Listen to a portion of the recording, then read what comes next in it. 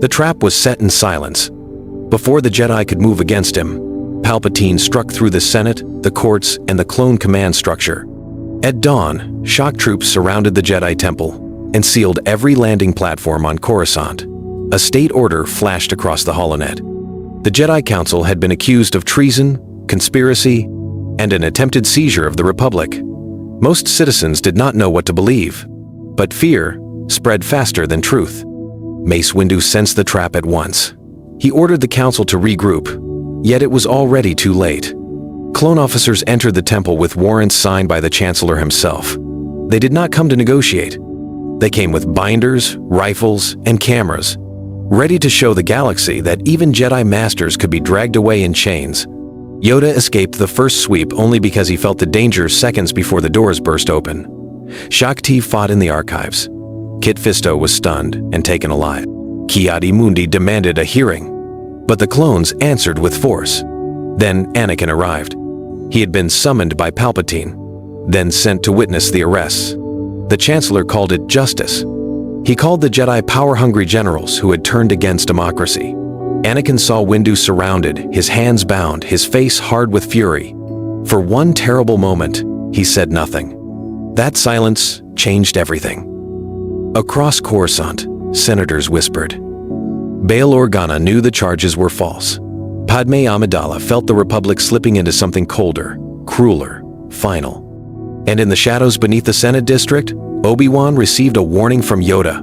Do not return to the temple. The Jedi were not being arrested. They were being marked. And as prison transports rose into the night sky, Palpatine gave the next order. Begin the purge now. Coruscant did not sleep that night. It shook. The arrests of the Jedi Council spread across the planet in minutes.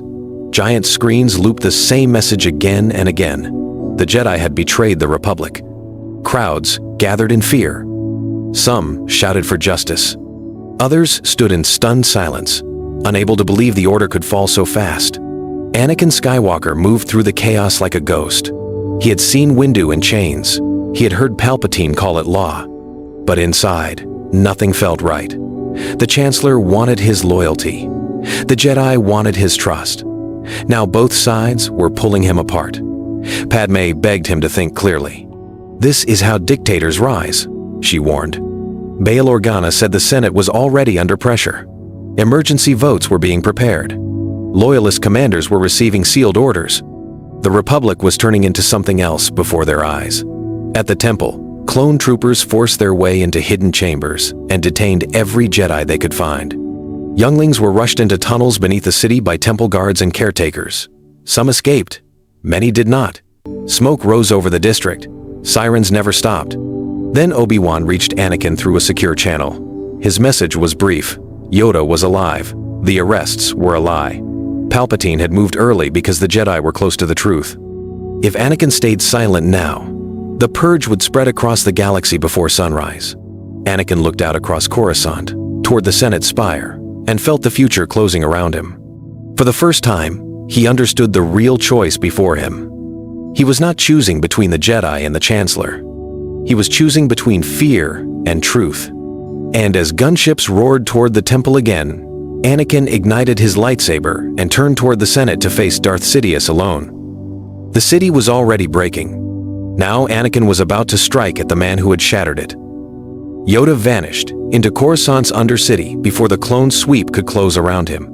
Beneath the endless traffic lanes, in forgotten tunnels left from older ages, he reached a hidden relay once used by the Jedi in wartime. There, at last, he made contact with Mace Windu. Windu was alive, but barely free. The prison convoy carrying him had been hit by a small team of temple guards and loyal judicial officers who still believed the Jedi served the Republic. Now he was hiding in an abandoned security hub, bruised, furious, and racing against time. The council was scattered. Some masters were dead. Others were already being moved off-world. Yoda understood the truth at once. Palpatine had not arrested the Jedi to stop a coup. He had done it to bury the one secret that could destroy him. He was the Sith Lord behind the war. That truth meant nothing without proof. So the two masters split the mission. Yoda moved to recover sealed records from the Chancellor's private archives. Windu sought testimony from officers, aides, and Senate staff who had seen Palpatine bend law and war to his will. Every minute mattered. Across the capital, clone patrols expanded, and the HoloNet repeated the same lie until it sounded like history.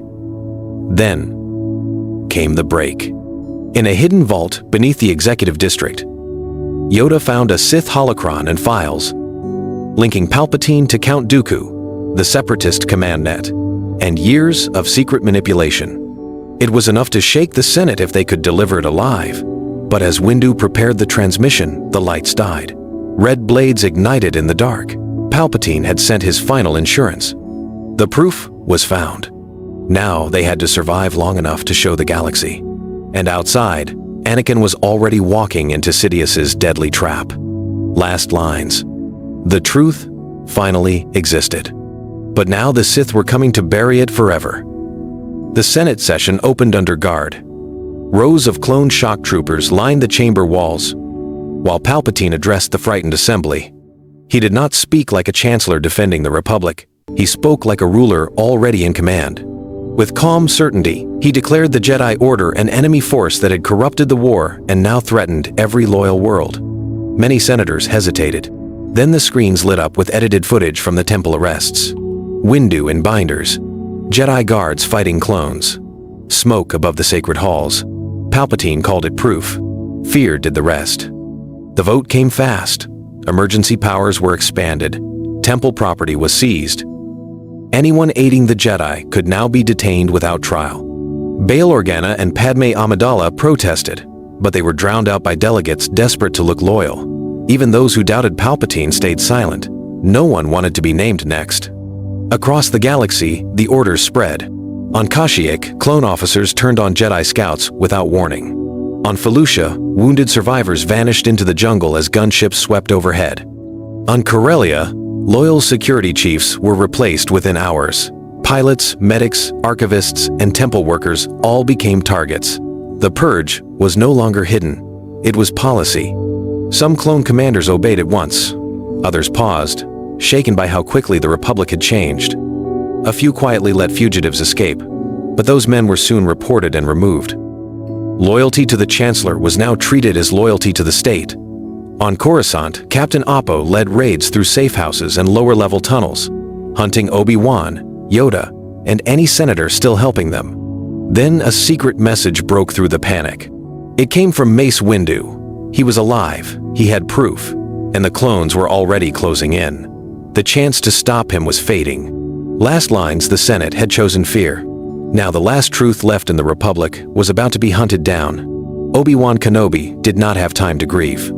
Mace Windu's message gave him something rare, a target and a deadline. He slipped through Coruscant's lower levels, gathering whoever had survived the first sweep. Temple guards. 2 wounded knights. A handful of Senate security officers still loyal to Bail Organa. Padme brought codes, routes, and the names of prison staff who had not yet surrendered to fear. Bail brought ships, false clearances, and grim news. The council would be transferred before dawn. If that happened, Palpatine could erase them without witness. The plan was brutal in its simplicity. Yoda and Obi-Wan would strike the convoy route. Bail and Padme would trigger a Senate disturbance above the plaza, drawing clone reinforcements away. The surviving Jedi would cut power to the prison wing, free the masters still alive, and broadcast Windu's evidence over the HoloNet before Sidious could bury it. Nothing went smoothly. Clone patrols doubled. Gunships swept the sky lanes. Safe houses burned one by one. Every move cost time. Every delay let the Chancellor close another door. Still, small acts of courage kept the mission alive. A clone medic looked away and let a youngling escape. A Senate aide smuggled power cells into the prison grid. A dock worker hid lightsabers under freight crates. Coruscant was terrified, but not yet conquered. Then Anakin arrived. Obi-Wan expected rage. Instead, he found resolve. Anakin had seen enough. He would not protect Palpatine any longer. He knew the guard rotations, the blind spots, the fastest path to the holding cells. For the first time that night, the rescue felt possible. Then, the comlink sparked with a new signal. The transfer had been moved up, and leading the escort was Commander Appo, while Darth Sidious waited at the prison tower with red guards at his side. The rescue was no longer a raid. It was a race straight into the hands of the Sith. Anakin Skywalker had spent his life chasing certainty. On that night, every certainty died. He entered the prison district through hidden maintenance lanes, moving beside Obi Wan and the last rescue team. Lone sirens echoed through the tower walls. Searchlights cut across the landing pads. Everywhere he looked, the Republic felt less like a government and more like a machine built for obedience. Then, he saw the evidence for himself. In Windu's recovered files were private transmissions between Palpatine and Count Dooku, sealed war budgets, and orders tied to clone deployments long before the Senate approved them. The Separatist crisis, the fear, the emergency powers, all of it had been shaped by one hand, one voice, one Sith Lord. Palpatine had never been protecting the Republic. He had been preparing it for conquest. The truth hit Anakin harder than any blade. Every warning from Obi Wan, every doubt from Padme, every quiet look from the Council. He finally understood why Palpatine had kept him close. It was never fatherly concern. It was possession, a weapon being sharpened. For a moment, Anakin said nothing. He only stared at the recordings, hearing Palpatine praise Dooku, predict the Jedi response, and speak of Skywalker as the final prize. Not a friend, not a son, a prize. His anger became cold. "He used all of us," Anakin said. Obi-Wan answered softly, "Yes, but now you see him clearly." That clarity came with a cost. Anakin now knew there was no path back to the life he had known. If Palpatine lived, the Jedi died. If Sidious fell, the Republic might survive. Then the tower alarms changed. Not security. Execution. The prisoners were being moved to the upper platform, and red blade signatures appeared on every approach. Sidious was no longer hiding. He was calling them out now. Anakin finally knew who Palpatine really was. And at the top of the tower, Darth Sidious was waiting for him. Coruscant became a battlefield before sunrise. The rescue at the prison tower had failed quietly, and now it exploded in full view of the capital. Clone gunships swarmed the sky. Senate alarms screamed across the district. Civilians fled into transit tunnels as blaster fire lit the night. Obi-Wan led the first push through the lower hangars, cutting a path toward the tower lifts. Beside him, Anakin fought with a fury no one had ever seen turned against the Republic. Every swing of his blade was aimed at the system that had lied to him, used him, and chained the Jedi in the name of order. Above them, Bail Organa and Padme moved through the Senate levels, trying to hold together a desperate alliance of loyal senators, guards, and judicial officers. Some still believed the Jedi were guilty. Others saw the truth too late. Arguments turned into arrests. Arrests turned into gunfire. The Republic was splitting chamber by chamber. Across the city, the fracture spread. Some clone commanders followed Palpatine without question. Others hesitated when they saw Jedi protecting civilians instead of attacking them. On several landing pads, clones fired on clones. On the HoloNet, half-broken signals began leaking Windu's evidence into the public feed. The lie was cracking. Then Yoda reached the prison platform. He found masters in binders, red guards in formation, and Darth Sidious standing above them all, calm in the middle of chaos. Sidious had wanted this, not peace, not law. A final crisis, big enough to crown him emperor by force. Anakin saw the tower doors open and felt the whole city lean toward one moment. Coruscant would belong either to the Sith or to the truth, and everyone still alive was being pulled toward the duel that would decide the galaxy before the sun could rise. The Republic was no longer falling in secret. It was dying in open war. And at the top of the tower, Sidious was ready for the final strike. At the top of the prison tower, the war narrowed to one circle of light. Mace Windu knelt in binders beside the other captured masters. Red guards stood around them with pikes raised.